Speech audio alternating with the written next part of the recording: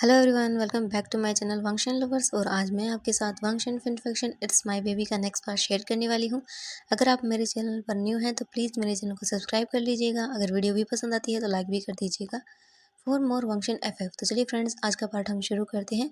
इससे पहले वाले पार्ट में हमने देखा था कि हमारा बीइंग एक चाइना के बहुत बड़े होटल के अंदर वर्क करता है, जहाँ पर उसे एक रूम के अंदर वाइन सर्व करने के लिए बोला गया था। लेकिन जब वियिंग उस रूम के अंदर वाइन सर्व करने के लिए जाता है तो वहाँ के जो रूम के अंदर जो पर्सन थे वो वियिंग के साथ बदतमीजी करते हैं।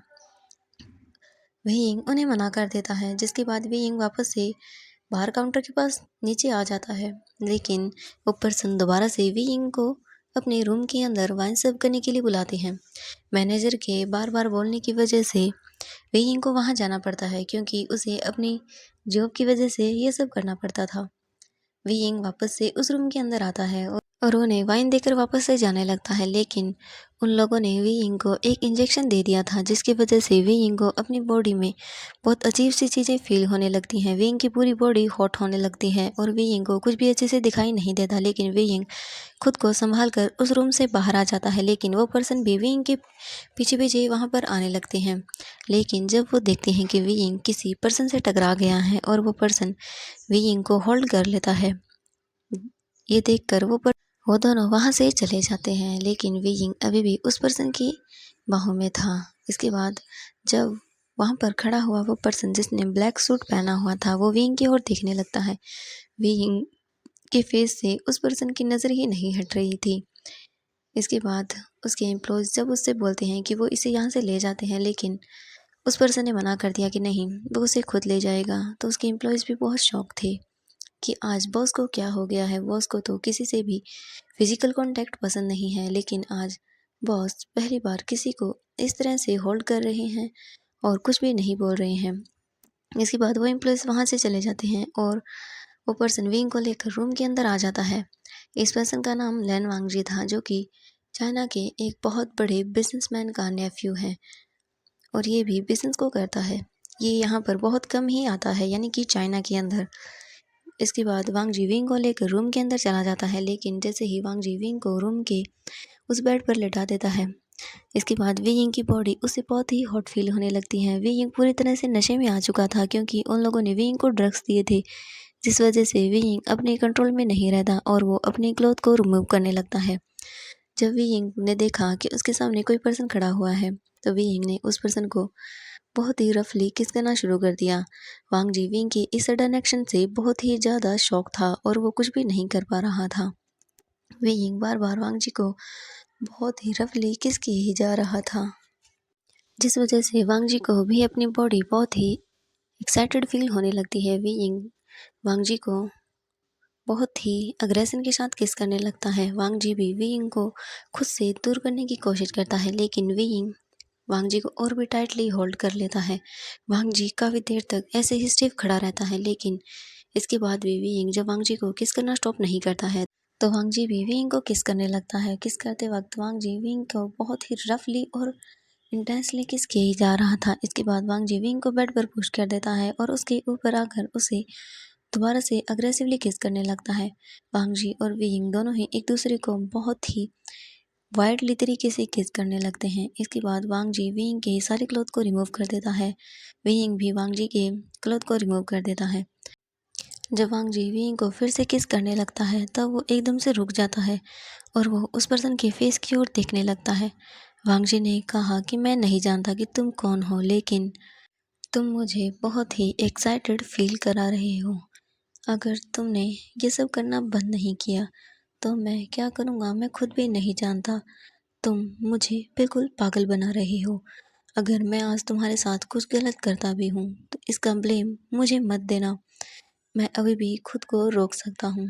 और वो वियिंग के ऊपर से खड़े होने लगता है, लेकिन तभी वियिंग ने उसके नेक में अपने हाथ को डाला और उसे फिर से अपनी ओर खींच लिया। वांग जी ने उस पर्सन के फेस पर हाथ रखते हुए कहा कि तुम्हें मॉर्निंग को इस बात का रिग्रेट होगा। लेकिन वियिंग को तो इस वक्त कुछ भी समझ नहीं आ रहा था। उसे इस वक्त जो अपनी बॉडी के अंदर फील हो रहा था, उसे वो करना था, चाहे वो गलत था या सही था, उसे नहीं पता। और उसने वांग जी को फिर से वाइल्डली किस करना शुरू कर दिया। वांग जी वी यिंग को खुद से दूर करता है और बोलता है, आई होप कि मॉर्निंग को तुम्हें इसका रिग्रेट ना हो।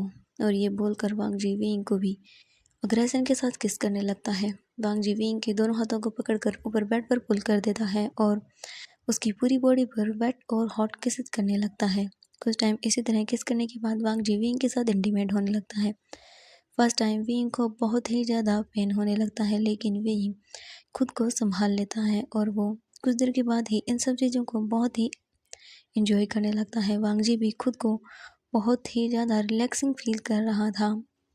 वांग जी वी यिंग के साथ धीरे धीरे अग्रेशन के साथ ये सब करने लगता है। वांग जी बहुत वाइल्ड हो गया था। वी यिंग की आंखों से आंसू भी गिर रहे थे, लेकिन वो नहीं चाहता था कि अब ये सब स्टॉप हो, और वांग जी भी ये सब स्टॉप करना नहीं चाहता था।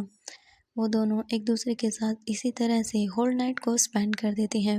और वांग जी ने खुद को एक बार भी बाहर रिलीज़ नहीं किया था। उसने हर बार विंग के अंदर ही खुद को रिलीज़ किया था। इसके बाद वो दोनों एक दूसरे को हग कर कर वहीं पर सो जाते हैं। इसके बाद हमें मॉर्निंग का सीन दिखाया जाता है। वी यिंग जब मॉर्निंग को उठता है तो उसके सिर में बहुत ही ज़्यादा दर्द हो रहा था और वी यिंग उठकर बैठ जाता है, लेकिन उसकी पूरी बॉडी में और उसके सिर में बहुत ज़्यादा दर्द हो रहा था, खासकर उसकी नेक पर भी। वी यिंग इतने ज़्यादा पेन में था, वी यिंग को कुछ समझ नहीं आया कि ये सब क्या हो गया।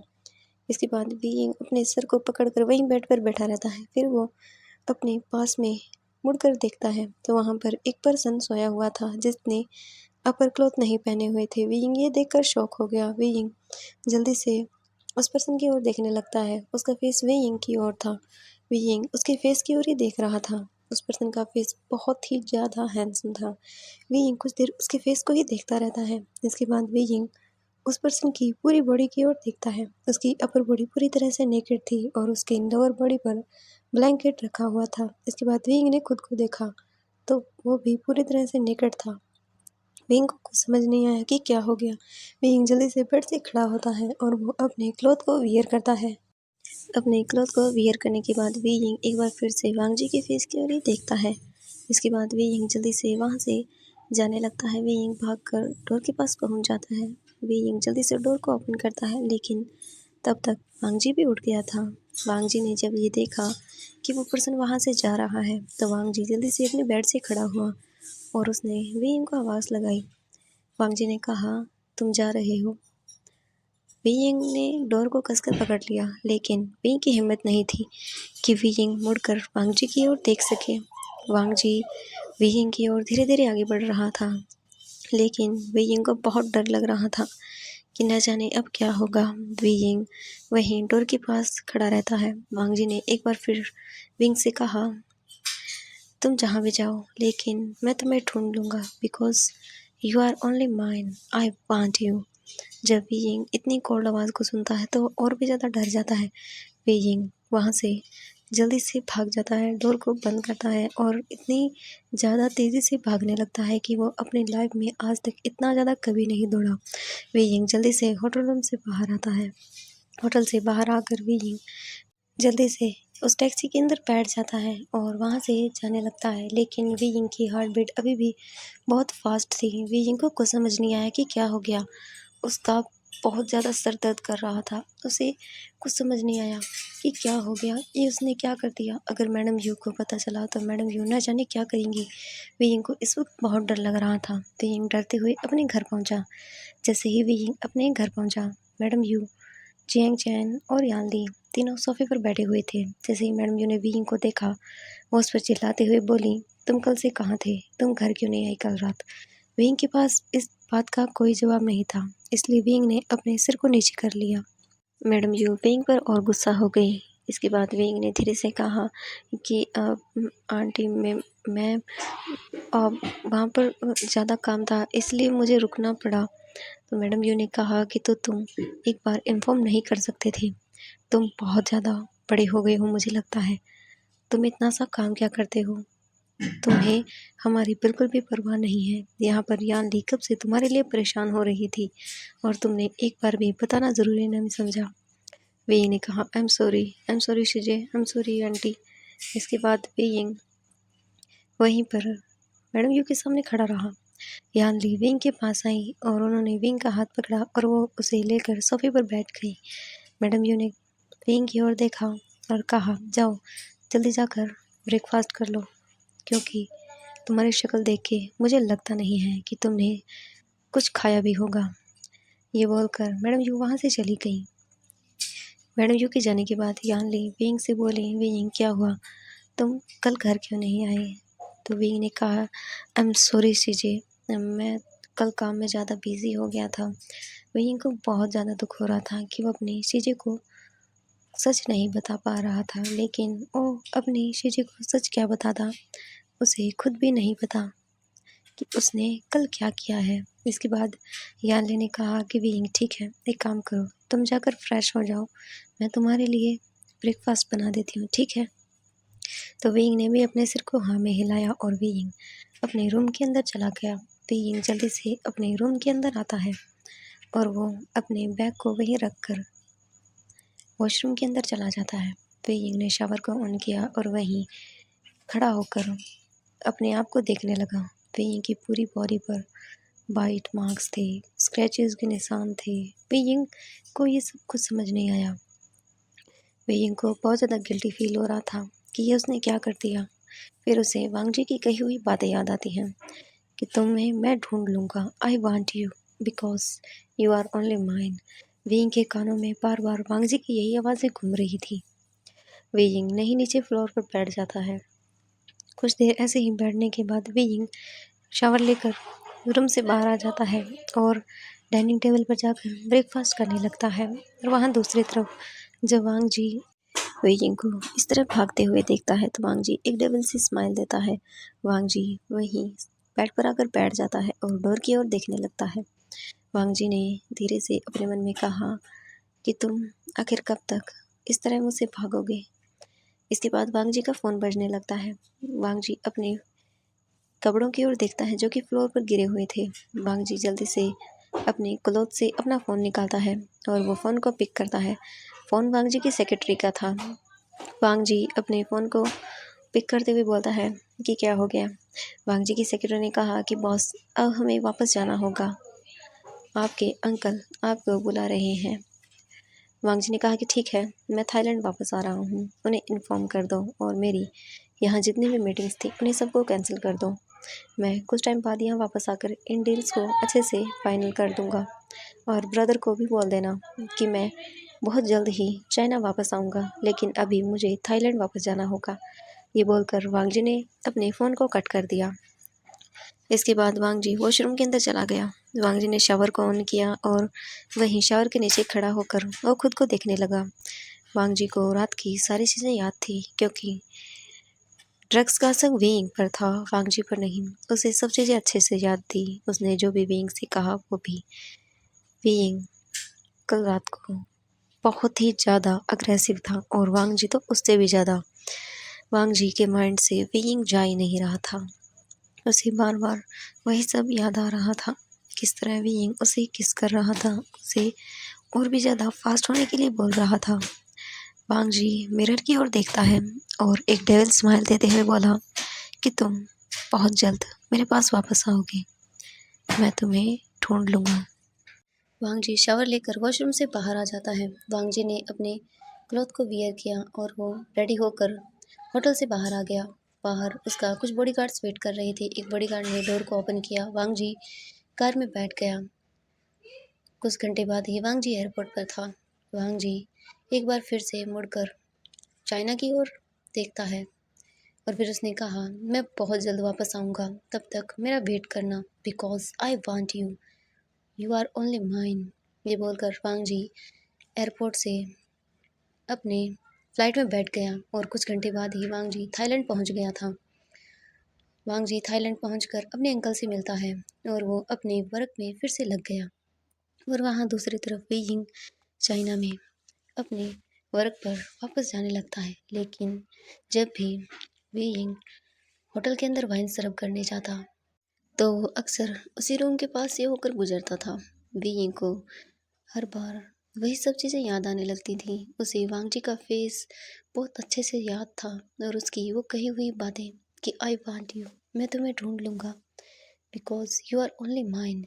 बीइंग इन बातों को कभी भूल ही नहीं पाया। अक्सर वो उसी रूम के पास से गुजरता रहता और वही सब चीज़ें सोचता रहता।